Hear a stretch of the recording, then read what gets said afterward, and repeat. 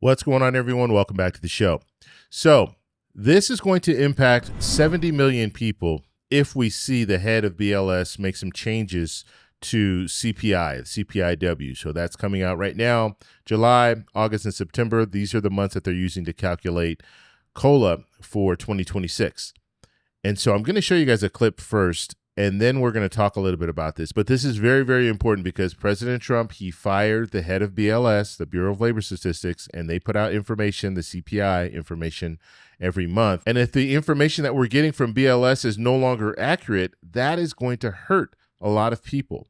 And so we'll talk a little bit about that in this video. But first off, you guys can do me a favor. Please like the video. And if you're watching this video and you want to see more content like this, please consider subscribing to the channel. Okay, so let me set this up. They're doing an interview. They're talking about the head of BLS. They've made the change. So they fired the last head, and now they've appointed someone else, but that person needs to be approved. And so they're kind of in limbo right now. They're in a waiting game.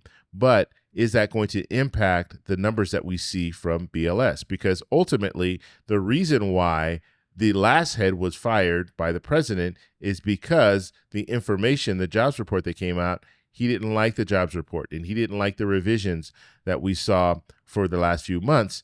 And so because the president didn't like those numbers, they fired the head of BLS.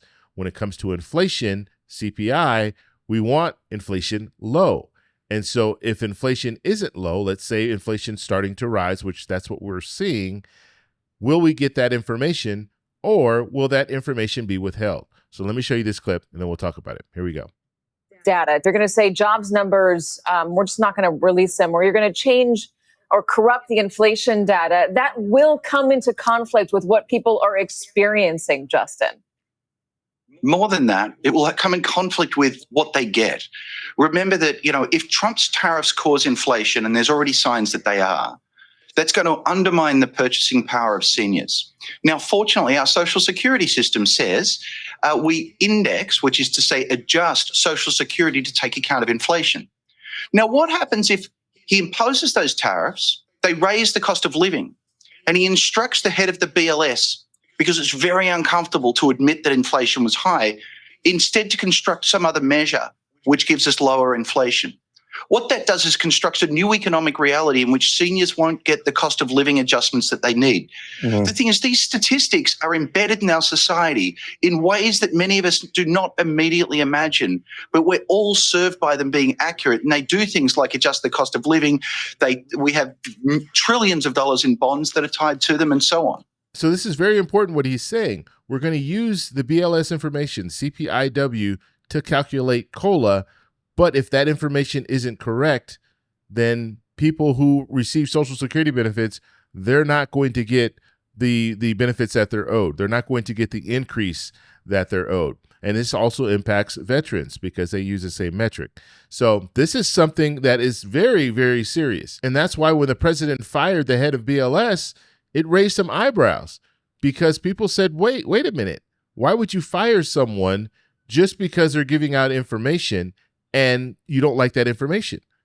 Why not look into the information? If you want to fund BLS, give BLS more funding so they can do a better job, or if you think that's what needs to happen, then do that. But you're firing them because you didn't like the information, and you're saying that you're firing them because you didn't like the information.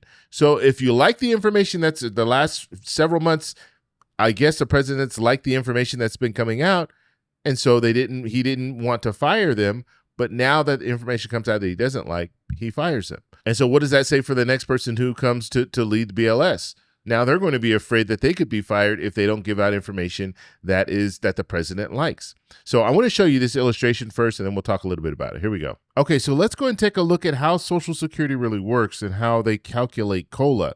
And they're using the CPI. So they're using CPIW is basically what they use, but they're using the Consumer Price Index.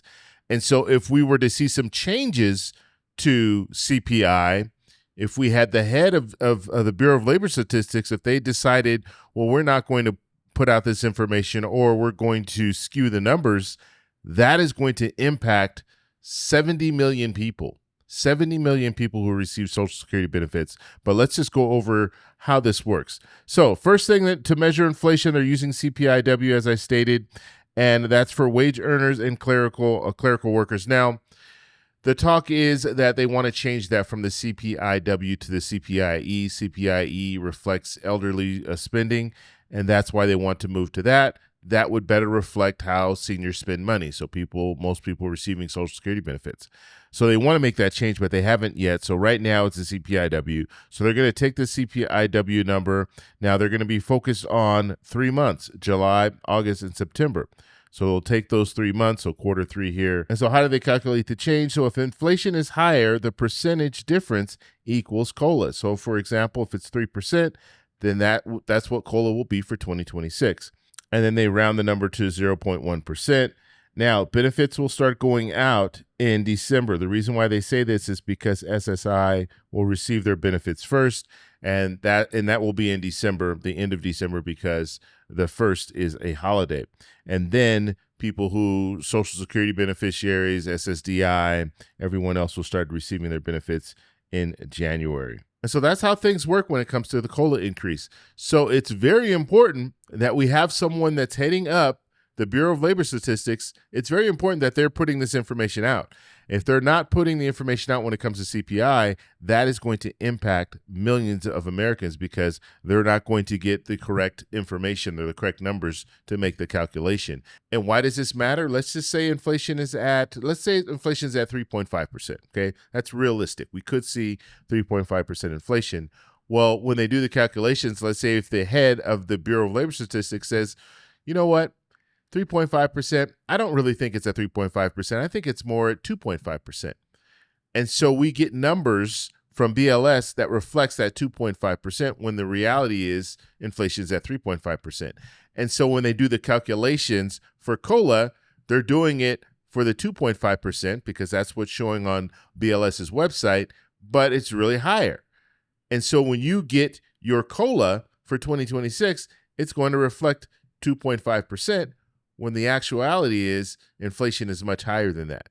And so you see that can impact you. And some could argue that the cost of living adjustments don't keep up with inflation. And if you look at right now, the cost of living adjustment for 2025 is 2.5%. We're above 2.5% right now when it comes to the CPIW. So it didn't keep up with inflation. And so that's what that clip was trying to show you. If you do have a head that doesn't want to put out information when it comes to BLS and when it comes to CPI, that can affect people receiving Social Security benefits. If you guys have any questions, let me know down below. If you like this video, please give me a thumbs up. Please subscribe for more, and I'll talk to you in the next one. Bye. So that's all we have for this video. Make sure if you guys want to send me an email, you can do that, david@thetecshow.com. Like the video, subscribe for more, and check out these videos over here for some more great content. Talk to you later. Bye.